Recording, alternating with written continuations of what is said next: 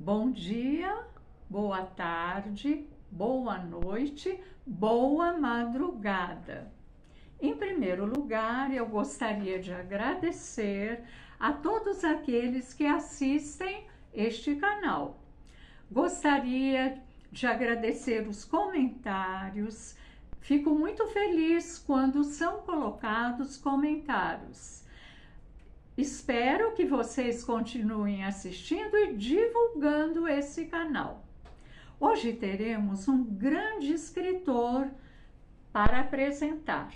Ele foi poeta, ele foi jornalista, ele foi tradutor e diplomata. Trata-se do grande poeta João Cabral de Melo Neto. Primeiro, nós vamos falar a vida dele, um pouco das suas obras. Depois, trataremos um pouco mais de perto do poema natalino do Alto de Natal, Morte e Vida Severina.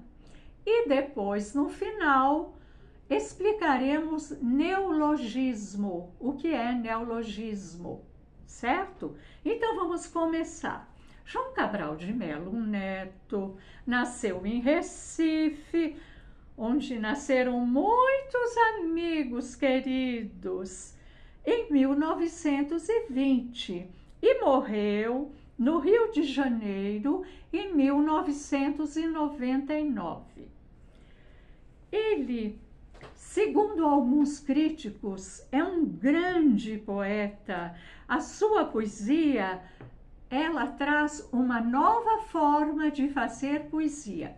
Para o escritor Mia Couto, que é um importante escritor de Moçambique, a poesia de João Cabral de Melo Neto é uma das mais importantes da língua portuguesa. Ele é um dos maiores poetas da língua portuguesa. João Cabral, ele descende de uma família de senhores de engenho do interior de Pernambuco, engenho de açúcar. Ele passou a infância, grande parte da infância, nas cidades de São Lourenço da Mata e na cidade de Moreno, no interior de Pernambuco.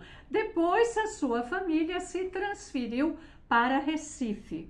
Em Recife, ele foi estudar no Colégio dos Maristas, o colégio religioso da Igreja Católica dos Irmãos Maristas. Mas ele conta, e nós lemos nas biografias, que ele não tinha lembranças agradáveis sobre esse colégio. Ele tinha que sempre ouvir, cantar o hino nacional brasileiro, o hino à bandeira e o hino a Pernambuco. Ele tinha um péssimo ouvido e era um sofrimento quando eles iam formar coral. Ai, ele ficava aflito. E também ele tinha dificuldade de se concentrar e era muito tímido. Mas, de qualquer maneira, apesar de tudo, ele era um bom aluno. Ele aprendeu inglês e francês neste colégio e teve uma base de formação sólida e também uma base científica, porque o colégio deu uma boa formação. Ele admirava desde criança futebol, tanto que ele chegou a jogar no time Santa Cruz. Só que aconteceu algo terrível. Numa das partidas, ele levou uma bolada na cabeça que fez com que ele tivesse, durante toda a sua vida, fortes dores de cabeça. E o sonho que ele tinha de ser jogador de futebol foi deixado de lado. Aos 18 anos, ele começa a frequentar rodas literárias em Recife. E lá participavam muitas pessoas. E havia um mestre que era o líder da roda. Eu vou falar o nome dele, eu não sei pronunciar em inglês, eu vou tentar. A casa onde eles se encontravam era o Café Lafayette. E esse mestre é William Lewin, em inglês, Lewin, Em alemão seria Levi, mas em inglês Lewin. William Lewin, este homem foi muito importante para ele porque o estimulava a fazer poesia. Ele se achava incapaz de fazer poesia, mas este líder encorajou bastante. Animado por esse líder, ele começa a ler poemas e até fazer os primeiros poemas. E ele ficou entusiasmado quando ele leu Carlos Drummond de Andrade e ele viu que ele podia fazer poemas mais livres. Ele não gostava daquele sentimentalismo, né? Daquela lírica muito sentimental. Ele gostava de uma linguagem mais objetiva. E ele falou, olha, nós não precisamos seguir as normas rígidas da literatura. Então ele ficou animado. Ele ficou tão animado que em 1937 ele escreveu 4 poemas chamados Sugestões de Pirandello. Ele tinha lido Pirandello em português, esse grande escritor italiano. Pirandello faleceu e ele fez os poemas em homenagem a Pirandello. Em 1942, a sua família se instala no Rio de Janeiro. E lá no Rio, ele abre, assim, para um mundo muito mais rico de escritores, de artistas. O Rio de Janeiro tinha muitas rodas literárias, muitos escritores. Lá ele conhece Carlos Drummond de Andrade, que antes ele conhecia só pelos textos. E ele vai ficar amigo de Carlos Drummond de Andrade. O João Cabral era primo de Gilberto Freire e era primo também de Manuel Bandeira. E lá no Rio ele encontra seu primo, que é também seu grande amigo Manuel Bandeira. No Rio ele participa de reuniões literárias, outros pernambucanos vão até lá. Havia reuniões literárias na livraria José Olímpio e havia também um ponto de boemia no Café Vermelhinho, Bar Café Vermelhinho, fundado por Vinícius de Moraes, Rubem Braga e Moacir Werneck. Na José Olímpio participavam Fernando Sabino, Otto Lara Rezende, vejam quantos nomes importantes. João Cabral, por que ele está no Rio e quer ficar no Rio? Porque ele tem um sonho, um projeto de fazer carreira diplomática. Ele quer fazer um concurso para o Itamaraty. Mas antes desse concurso, ele faz outro e ele passa, é aprovado e vai trabalhar no serviço público. Ele trabalha 2 anos e lá ele conhece a sua futura esposa, Estela. Em 1942, ele publica seu primeiro livro, Pedra do Sono. Tinha poemas dele e tinha desenhos do pintor Vicente do Rego Monteiro. Ele dedica àquele seu mestre, lá da sua terra, e dedica também a Carlos Drummond esse livro. Essa obra tem 29 poemas escritos de 39 a 41. Ele era fascinado pela pintura moderna, ele gostava de artes plásticas e ele também pintava nessa época. A poesia, o livro A Pedra do Sono, é caracterizada por uma linguagem objetiva e rigorosa. Tem uma influência cubista, uma influência surrealista também. O surrealismo é um movimento literário que tenta trazer para a pintura, na obra, por exemplo, do Miró, e tenta trazer para a literatura o inconsciente, É a busca de uma outra linguagem, uma linguagem irracional. Então, ele tem influência nesse momento, desse movimento literário artístico. Então, a pedra do sono, a pedra é o concreto, é o real, é a realidade difícil. E o estado do sono, né? É o estado do que não é o real. Então, fala das duas, né?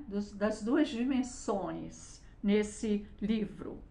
Em 1943, o nosso grande escritor aqui de São Paulo, Antônio Cândido Timelli Souza, professor da USP, ele elogia o grande poeta e diz que Pedra do Sono é a maior estreia da década, né? Então, João Cabral é elogiado pelo grande crítico Antônio Cândido. O que a gente vivia no Brasil nessa época? A ditadura Vargas.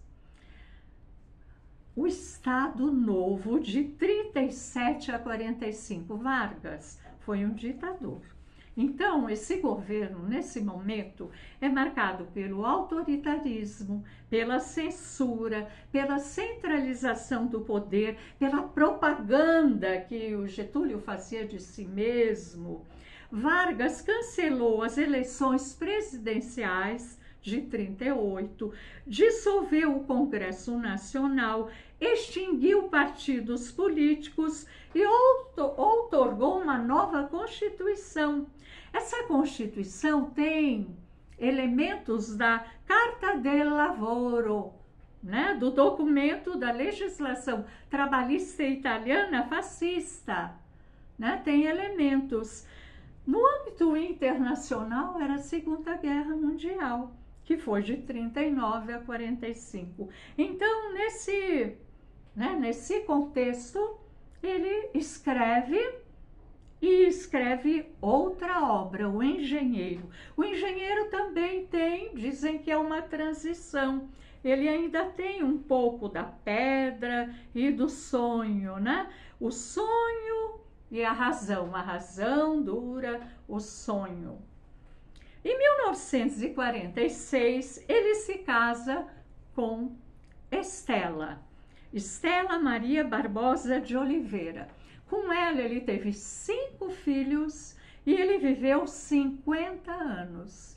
Vocês vão ver, eu vou contar um pouco da vida dele, o quanto que ele viaja, né? Porque ele vai trabalhar no Itamaraty e o quanto que ele vai conhecendo muitos lugares e que vão interferir na sua obra. Com o fim da Segunda Guerra Mundial, derrotado o nazismo, a ditadura Vargas não se manteve. Neste cenário, nós temos a morte de Mário de Andrade, com 51 anos de infarte. Parecia que terminou uma era, mas Fernando Sabino afirmou que a geração nascida na década de 20 deveria construir novos tempos. E foi isso que aconteceu. Um número muito elevado de escritores na literatura brasileira. Clarice Lispector, Adônias Filho, Leandro Ivo.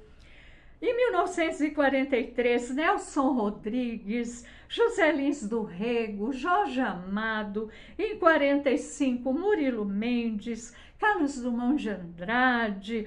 E em 46, o impressionante Guimarães Rosa. Então, vejam, um período riquíssimo de muita atividade literária. João Cabral lia muito. Ele lia, ele escreve e lê muito, com muito entusiasmo, obras marxistas. Em 47, ele vai ter o primeiro posto internacional. Ele vai para Barcelona, Espanha. E ele vai começar uma relação com a Espanha fortíssima na vida dele. Mesmo apreciando sua vida na Espanha, ele continua sofrendo a dor na cabeça. Ele tem dores intensas. E mesmo assim, ele trabalha e ele escreve. Ele publica em 47 Psicologia da Composição. Às vezes ele visitava a França para encontrar Guimarães Rosa. ele escrevia para amigos. E o que vivia a Espanha nessa época? A ditadura Franco. Eram proibidos os livros dos grandes escritores, como Garcia Lorca. João Cabral gostava muito de ler autores espanhóis, tanto atuais daquela época, como os clássicos, como Cervantes. Lá ele conheceu muitos artistas e ele se tornou amigo do Miró, né? Porque ele apreciava as obras de Miró e eles se tornam muito amigos. Em 60, nesse cenário é bom falar, né, após a Segunda Guerra Mundial, a gente vai ter a Guerra Fria. De um lado, Estados Unidos, ali, né, com a América Latina, ali, ele de olho para o domínio do capitalismo, do outro lado, o comunismo, né, com os vários países que compõem a União Soviética, capitalismo, comunismo. É nesse cenário, então, que o João Cabral vive lá na Espanha, em Barcelona. Ele, em 1950, ele escreve O Cão Sem Plumas e chega num navio no Rio de Janeiro exemplares do Cão Sem Plumas. Esse livro fala sobre o Capibaribe, uma obra importantíssima nos textos de João Cabral. O Rio de Pernambuco, o rio é importante. Então, ele é valorizado por essa obra no Brasil, gostam quando leem essa obra, gostam dela, e ele também escreve um ensaio sobre o Miró, que também é valorizado no Brasil.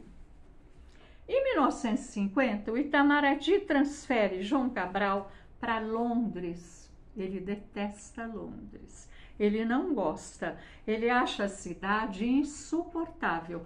Esses dados que eu trago, eu retirei de biografias, de entrevistas. No final da apresentação, eu vou indicar livros para vocês conhecerem detalhadamente a vida dele.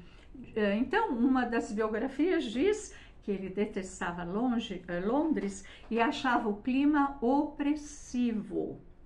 Em Londres, ele gosta de ouvir flamenco, ele gosta muito da música flamenco. Ele também gosta de documentários em inglês, acha bem feitos, gosta do cinema clássico russo e gosta demais do Chaplin. Ele acha o Chaplin o grande artista. Para ele, a essência do cinema estava na fotografia. Ele via o cinema como uma expressão artística mais próxima da literatura. A obra cabralina, nessa época, era valorizada pelos críticos e era um exemplo de poesia bem construída. Em 1952, quando o Partido Comunista no Brasil estava na ilegalidade, João Cabral foi acusado de criar uma célula comunista no Itamaraty. O Itamaraty instaurou um inquérito. Em março de 53, no dia da morte de Graciliano Ramos, o Diário Oficial publica um decreto de Getúlio Vargas que dizia colocar em disponibilidade e sem remuneração os diplomatas Antônio Ais, João Cabral e outros. O poeta sofre muito nesse momento, dores de cabeça, aflição em relação ao inquérito, falta de dinheiro para sobreviver. E nessa época, seus amigos o ajudam muito, dando textos para ele traduzir e conseguir ganhar algum dinheiro para sustentar a sua família. João Cabral recorre ao Supremo Tribunal Federal e, em 1954, o Supremo Tribunal determina que o Itamaraty reintegrasse o poeta. nada foi constatado. Essa ordem foi cumprida um ano depois, só um ano depois que ele é reintegrado à vida do Itamaraty, à vida diplomática. Em 1953, ainda aguardando a decisão, antes da decisão, Samuel Weiner, que era o proprietário do jornal Última Hora, jornal importante do Rio, ele lança um semanário e chama um grupo de grandes poetas para escreverem. Nelson Rodrigues, Vinícius de Moraes, Hélio Pellegrini e João Cabral. E eles se entusiasmam, né, em escrever esse semanário. Mas Carlos Lacerda, um jornalista, né, que odiava a Última Hora, que tem uma história assim de muitas ações, né, difíceis, né, no nosso país, ele faz uma campanha contra o jornal Última Hora. Ele consegue que Samuel Weiner fosse investigado e preso. Em setembro de 53, fecham o semanário. Mas o jornal continua. Nesse momento, João Cabral ganha o prêmio José de Anchieta de Literatura em São Paulo.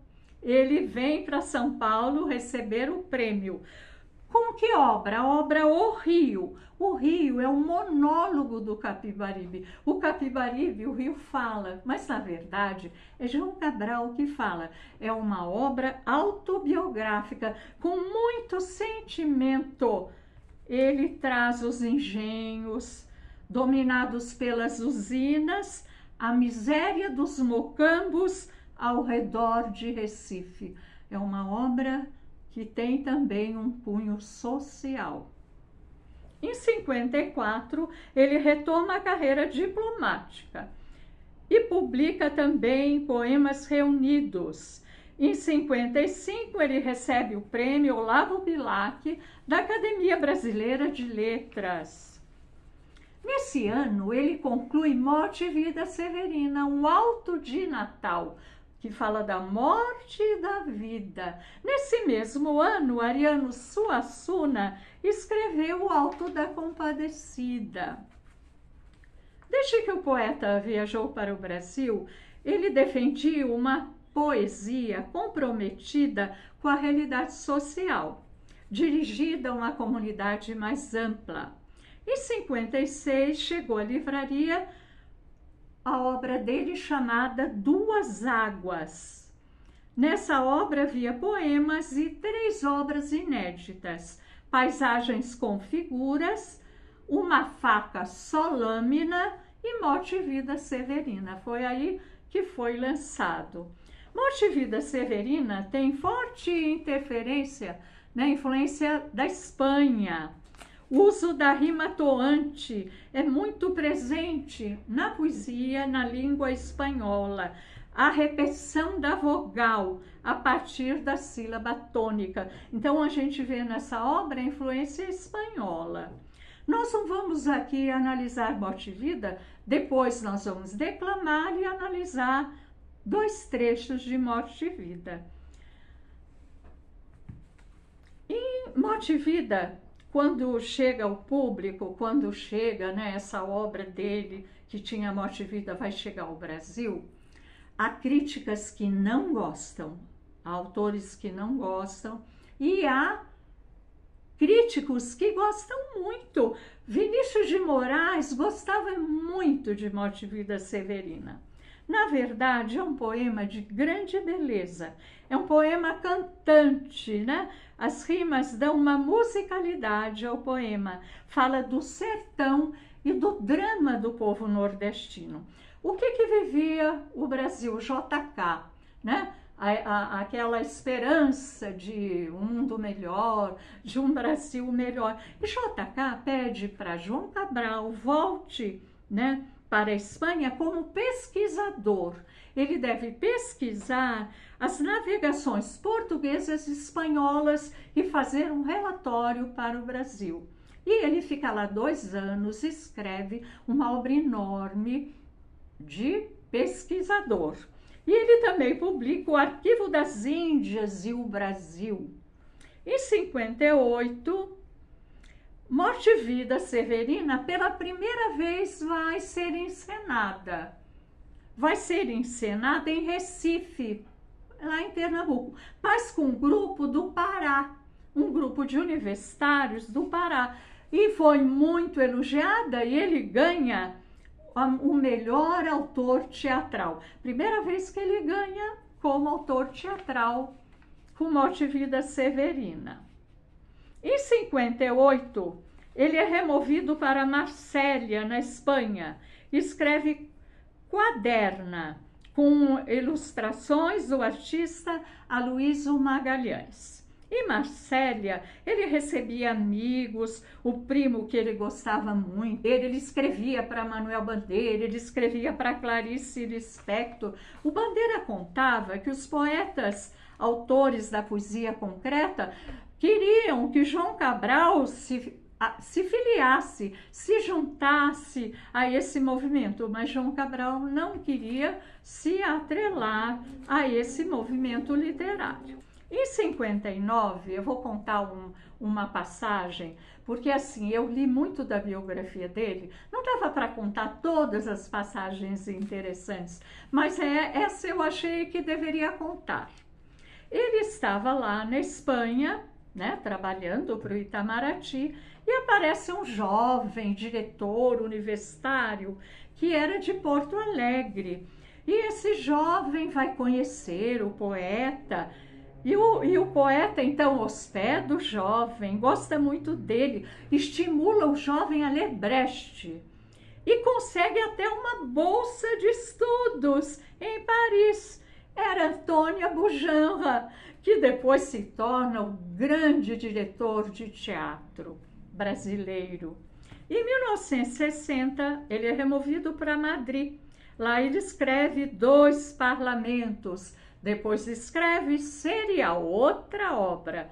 Em 62 é transferido para Sevilha como cônsul. Sevilha é a cidade que ele mais gostava. Mas ele continuava com as dores de cabeça. Todo esse tempo, vai um consulado, outro escreve dores fortes. Ele tentou vários tratamentos, fez até uma cirurgia de cortar o nervo, nada adiantou. Ele sofria muito com essas dores. Em 63, Elizabeth Bishop, que era, inglesa, traduz Morte e Vida Severina para o inglês, e muitas outras obras de João Cabral foram traduzidas para o inglês. Mas não só para o inglês, muitas obras foram traduzidas para o espanhol, italiano, francês, alemão, holandês, tcheco, muitos outros idiomas, e era muito conhecido na União Soviética, as obras de João Cabral. Em 64, ele é nomeado conselheiro para trabalhar na ONU em Genebra. Ele detestava o frio de Genebra, trabalhava muito e continuava com as dores de cabeça. Nesse tempo, ele vai escrever o 13º livro, A Educação pela Pedra. Nesse livro, a gente tem aquele poema maravilhoso que um dia vocês tentem ler, porque vale a pena. Tecendo Amanhã. É lindo. Em 66, ele se muda para a Suíça para trabalhar na embaixada. Lá ele recebe uma carta de Roberto Freire contando que os jovens atores do Teatro da PUC vão encenar Morte e Vida Severina. E que um outro jovem compositor, filho de Sérgio Buarque de Holanda, aquele crítico, o jovem Chico Buarque de Holanda, estava fazendo as músicas para a peça. Ele acha tudo muito estranho. E depois ele sabe que a peça, o texto, foi dirigido por Augusto Boal, no show Opinião. Nesse show Opinião, que depois vem para São Paulo com Augusto Boal, a gente vai ter a Nara Leão e a Bethânia cantando Carcará. A Bethânia, quando canta Carcará, ela tinha quando ela começa, 18 anos. E depois que canta, recita trechos de João Cabral. Mas o show Opinião, tanto no Rio como em São Paulo, foi considerado altamente subversivo, muito subversivo. Mas ele sabe depois que a peça aqui de São Paulo, do grupo da PUC, vai se apresentar num festival internacional na França. E o Itamaraty, então, ajuda com 10 passagens, $2.000. E aqui todos os participantes da peça vendem joias da família, objetos. Chico Buarque vende o Fusca que ele tinha. O grupo de teatro fazem muitas ações, shows para arrecadar verba. Artistas da MPB arrecadam para eles conseguirem ir. E eles conseguem, apesar de muito problema financeiro, eles conseguem ir para a França. Lá na França, eles vão procurar a Embaixada do Brasil, o diplomata Bilac Pinto, que não ajuda em nada, recebeu com extrema má vontade e disse que não pode auxiliar, porque o festival não era oficial.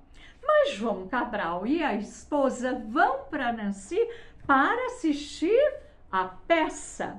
João Cabral na plateia assistindo, Chico Buarque tocando e grande elenco. Imaginem a grande artista, atriz Ana Lúcia Torre, que hoje ainda está atuando, né, nas novelas da Globo. Ela trabalhava, ela era jovem, ela fazia Mulher da Janela. Quando ela fala o texto, a plateia começa a aplaudir em cena aberta. E em vários momentos da peça, a plateia aplaude em cena aberta, quer dizer, durante a apresentação a plateia não se contém de tanta admiração. Quando a peça terminou, o público aplaudiu por 12 minutos. João Cabral sentou no chão e começou a chorar.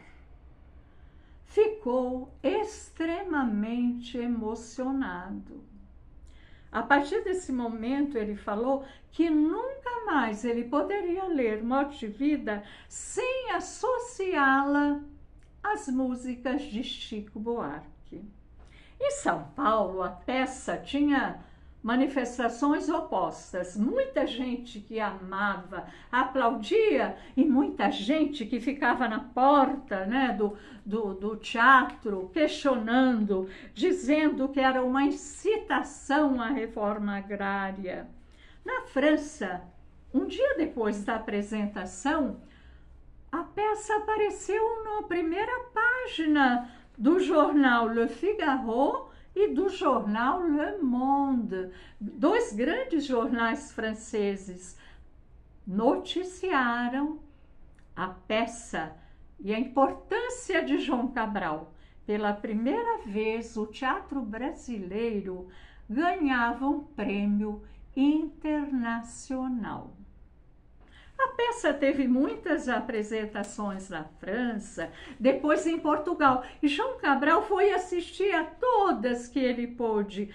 Foi em Lisboa, em Coimbra, no Porto, sempre emocionado com aqueles jovens que transmitiam a peça. Chico Buarque fazia com a sua música que as emoções da peça, a mensagem, chegassem mais forte ao público.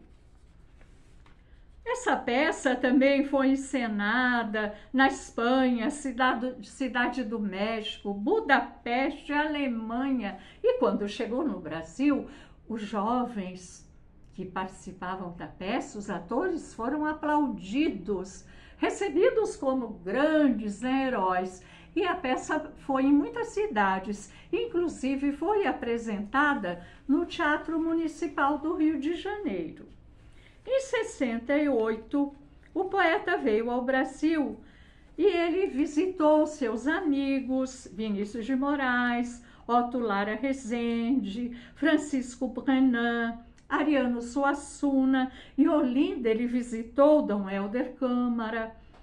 E no Rio ele publica uma obra, Poesias Completa, e recebe homenagens. Em 69 ele toma posse na Academia Brasileira de Letras, com 48 anos. Era o mais jovem e mortal, né, daquela academia. Nesse ano, a Companhia Paulo Autran faz a peça, viaja com a peça. O Paulo Autran, eles eram dirigidos pelo Silnei Siqueira e o Paulo Autran fazia o Mestre Carpina. Eu lembro que eu assisti a peça no Tuca, porque eu vi os ensaios, porque meu primo participava, meu primo, grande amigo de Chico Buarque. Eu acompanhei, né, todo esse processo. E quando o Paulo Autran foi com a peça em São Paulo, estreou aqui, eu dava aula na escola pública, eu levei meus alunos de português da escola pública para assistirem e eles amaram a peça, né? Foi muito lindo, tanto aqui como o grupo do Paulo Autran. Quando terminava a peça, a gente debatia, né, as questões, né, das injustiças sociais no Brasil. Em 1970, o poeta foi para Assunção, no Paraguai, para ser ministro. Em 72, ele vai para a África. Na África, ele fica 7 anos e escreve Museu de Tudo. Zelito Vieira, isso é importante, que eu vi na biografia, é importante registrar. O diretor de cinema, Zelito Vieira, ele fez 2 versões de Morte e Vida Severina, mas foram proibidas. A segunda versão até foi permitida no Brasil, mas proibida no estrangeiro. Em 79, ele assume a embaixada em Quito, Equador. Ele gostou muito de morar em Quito. Em 1980, ele publica o 15º livro, A Escola das Facas, com 44 poemas. Em 81, vai ser embaixador em Honduras. Em 82, ele publica Poesia Crítica. Em 84, ele passa a ser cônsul-geral no Porto e publica Agrestes. Em 86, morre sua esposa, Estela, no Rio de Janeiro. Em 1987, ele volta para o Brasil e aposenta-se da carreira diplomática. Olha quantos lugares, né, ele foi, ele conheceu, ele aprendeu, ele conversou, ele dialogou com autores dos lugares. Em 1988, com 68 anos, ele se casa com a poeta Marli de Oliveira, que era natural do Espírito Santo. Com ela ele vive até o final de seus dias. Em 1988, ele publica Museu de Tudo e Muito Mais. E em 1990, Sevilha Andando, seu 19º livro. O poeta, a partir de 1992, começa a perder a visão. Perdendo a visão aos poucos e cada vez pior, ele não conseguia mais ler, ele não conseguia mais escrever, ele não conseguia mais apreciar a pintura, porque ele amava as artes plásticas. Daí, a partir desse quadro, ele vai viver uma profunda depressão. Ele falece em 1999, aos 79 anos, no Rio de Janeiro, ao lado de sua esposa, Marli. Olhem que vida, né? Tão rica, tão repleta de lugares, de paisagens, de textos. João Cabral recebeu inúmeros prêmios, a gente não vai falar uma lista de prêmios. Lembrar, né, que ele recebeu o Prêmio União Brasileira dos Escritores, o prêmio na Universidade de Oklahoma, nos Estados Unidos, o Prêmio Estado de São Paulo, concedido pelo Memorial da América Latina, Bienal Nestlé, Prêmio Camões de Literatura, muitos prêmios. Se vocês quiserem ler mais, entender melhor, ter dados, tem uma biografia excelente do autor Ivan Marques. O livro se chama João Cabral de Melo Neto, uma biografia, editora Todavia, publicado em 2021, né? Um livro atual. Existe também, é um livro imenso, eu li, olha, com maior alegria, ótimo livro. Há uma fotobiografia organizada por Eucanaã Ferraz. Há também um trabalho da pesquisadora Maria Flora Susekind, com cartas, telegramas, bilhetes. Esse livro chama-se Correspondência de Cabral com Bandeira e Drummond. Como Cabral conversava muito por carta com Bandeira e Drummond, ela organizou no livro bilhetes, cartas entre eles. Há também mestrado sobre ele, teses de doutorado, há vídeos, há entrevistas em jornais, na internet. Vale a pena. Agora, eu vou comentar a obra Morte e Vida Severina. Explicar melhor a obra, depois eu vou declamar com o Rafael Girardello, que vai me ajudar. Nós vamos declamar Funeral do Lavrador. Depois eu continuo explicando a obra e nós vamos explicar melhor neologismo que está presente em Morte e Vida Severina. Então vamos lá. Em relação à obra, nós já falamos muito, né?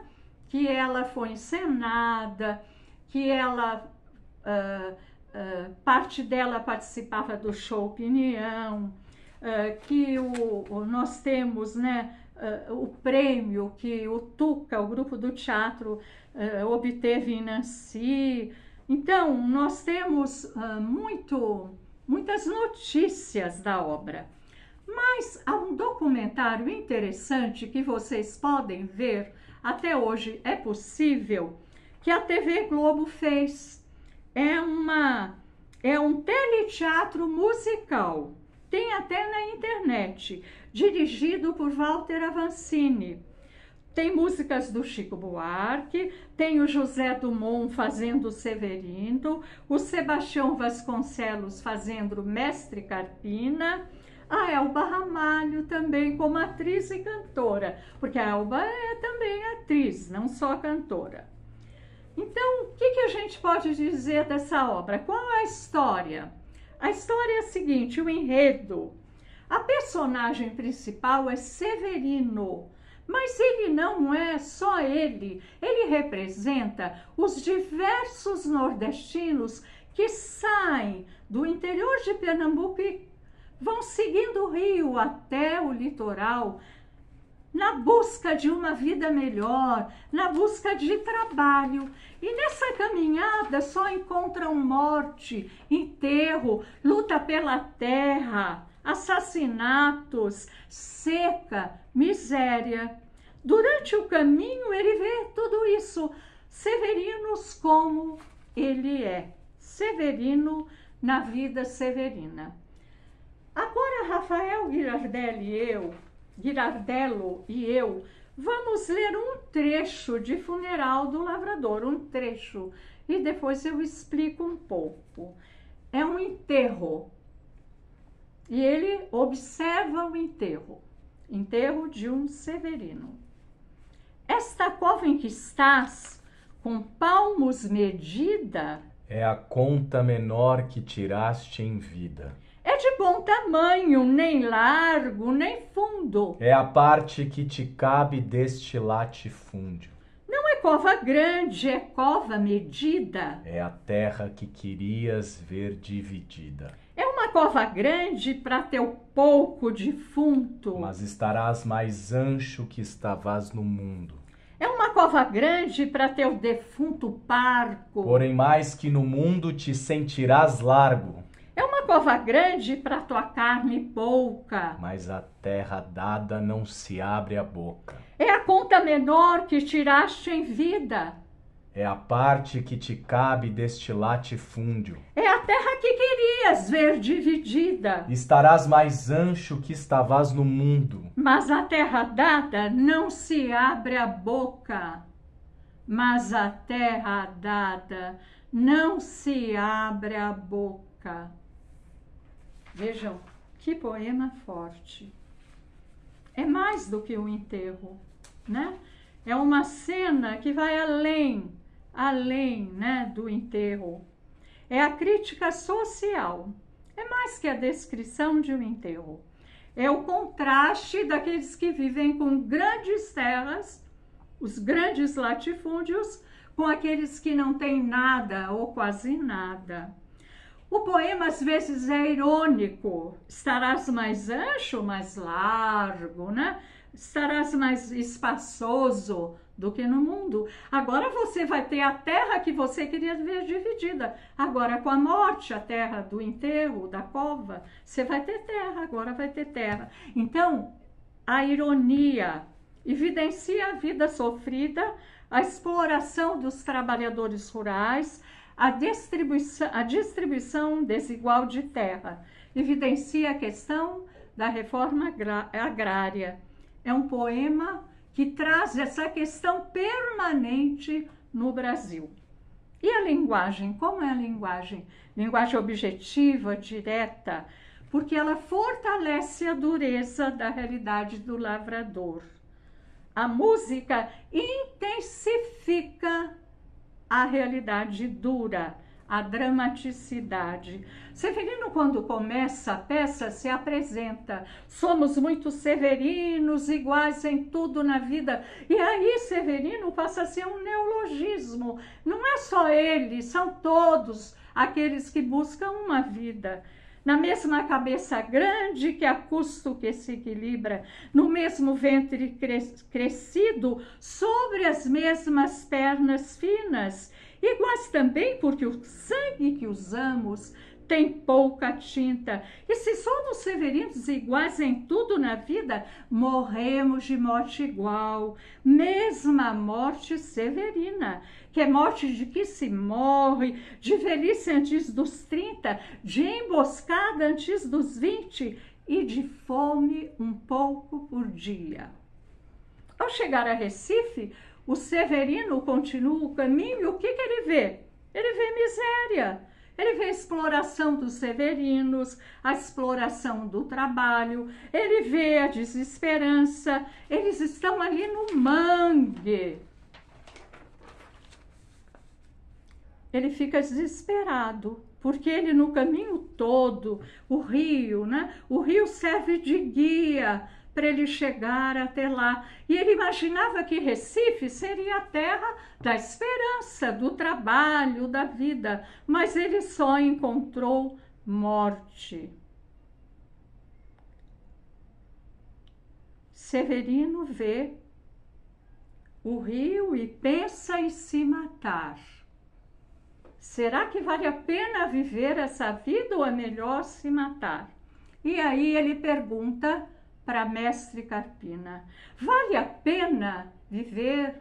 Esse rio cobre corpo de homem. Ele está pensando em se lançar no rio. Mas quando ele faz essa pergunta e o Mestre Carpina está ouvindo, vêm pessoas e contam que nasceu uma criança, que Mestre Carpina é pai, nasceu o filho de Mestre Carpina.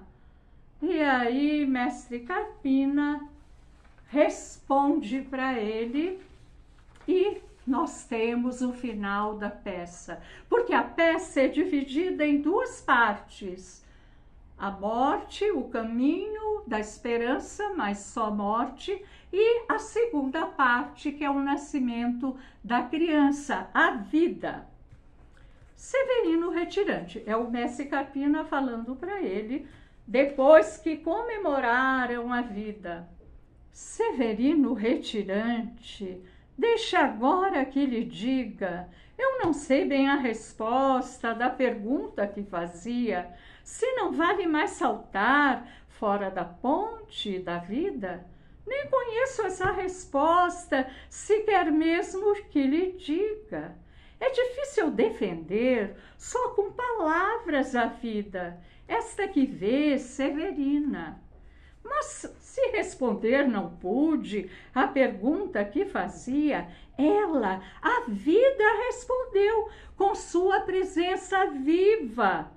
E não há melhor resposta que o espetáculo da vida, vê-la desfiar seu fio, que também se chama vida, ver a fábrica que ela mesmo teimosamente se fabrica, vê-la brotar como há pouco em nova vida explodida, mesmo quando é assim pequena a explosão, como ocorrida, como a de há pouco, franzina, mesmo quando a explosão de uma vida severina.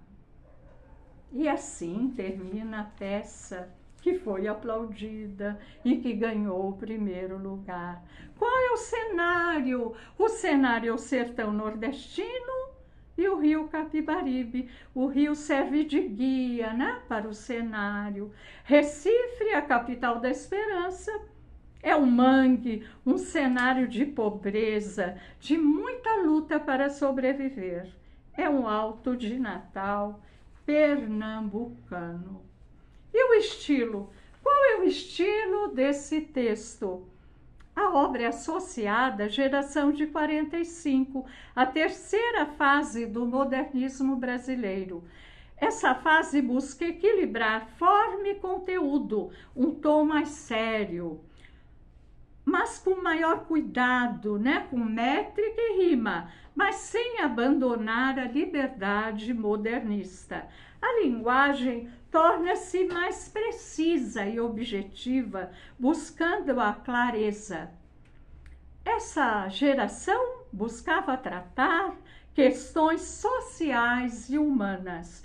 João Cabral destaca-se pelo rigor estético, pelo realismo social, pela crítica sociopolítica e valorização da cultura popular. Quanto ao contexto, a peça se passa em Pernambuco, mas o autor não fala o ano, né? Quando a ação se transcorre. E por isso, por se tratar de uma injustiça social e luta pela sobrevivência, ela representa uma obra universal daquele que luta para sobreviver. Ela representa a violência e a morte, ela representa a condição humana. O poema se preocupa com a palavra, tem um léxico intenso, injetando sentidos diferentes na palavra. Chico Buarque, ao criar as músicas, ele intensifica a ação dramática. Vamos agora explicar neologismo. Eu já falei antes que quando o Severino se apresenta no início da peça, somos muitos severinos iguais em tudo na vida. Ou quando ele fala, morremos de morte igual, mesma morte severina. É um neologismo, né? A palavra severina tem outro significado. Vamos sistematizar um pouco. Neologismo é um nome que se dá a uma palavra recém-criada ou uma palavra existente que vai ter outro significado. Há dois tipos de neologismo. Formal ou lexical é uma palavra nova que foi introduzida, foi criada, não existia. Rolezinho, petista, sem terra, sofrência, golaço, pré-pago, multimídia, foi criada. E o neologismo conceitual ou semântico é uma palavra que já existia, mas passa a ter outro significado. Gato, gato, animal e gato, né? Outro significado. Laranja, mico, barraco, mala, ele é um mala. Ficar, fulano ficou com fulana. Zebra, deu zebra. Atenção à diferença entre neologismo por empréstimo e estrangeirismo. Quando nós emprestamos uma palavra de outra língua que nós não temos, isso é aceito, isso não é considerado um vício de linguagem. Isso pode acontecer. Por exemplo, laser, deletar, online, são palavras que nós retiramos de outra língua. Agora, o estrangeirismo é o vício de linguagem. Quando existe na língua portuguesa uma palavra, mas a pessoa fala em outra língua. É um emprego desnecessário. Por exemplo, performance. Existe desempenho. Pedigree, linhagem, raça, gentleman. Existe homem educado. Então, fechando, Motivida Severina traz muitos neologismos, né? Severino representa todos os nordestinos que sofrem morte e buscam uma vida melhor. Morte severina, morte daqueles que sofrem esse problema. Vida severina, daqueles que lutam e têm essa dor, essa tristeza, essa dramaticidade em sua vida. Para fechar, eu espero que eu tenha possibilitado que vocês gostem, né? Tenham gostado de João Cabral, que procurem suas obras, que leiam a biografia, leiam suas entrevistas. Espero que vocês procurem Morte e Vida Severina, leiam ou releiam. Que essa morte ajude-nos a refletir sobre as injustiças sociais tão presentes no nosso país. Que essas reflexões nos ajudem a pensar na nossa atuação como cidadãos e cidadãs. E ficam duas perguntas. O que temos feito para perpetuar esta situação? E a outra pergunta, o que temos feito para modificar esta situação?